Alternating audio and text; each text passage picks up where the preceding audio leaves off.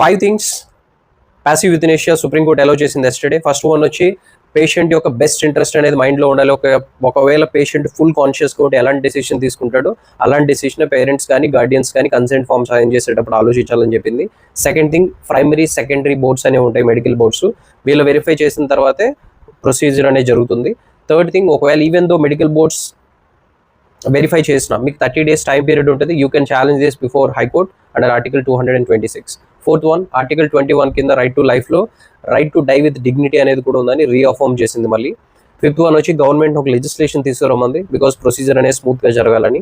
ఈ guide lines అన్ని క్లారిటీగా రీఅఫర్మ్ చేయడానికి కారణం ఏంటంటే హరీష్ రాణా అనే ఒక పేషెంట్ 13 years నుంచి వెజిటేటివ్ స్టేట్లో ఉన్నారు అతను.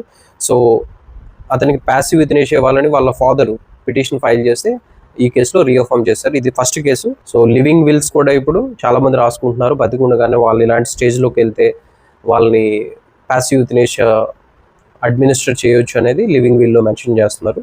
Let's see. Thank you. Follow me.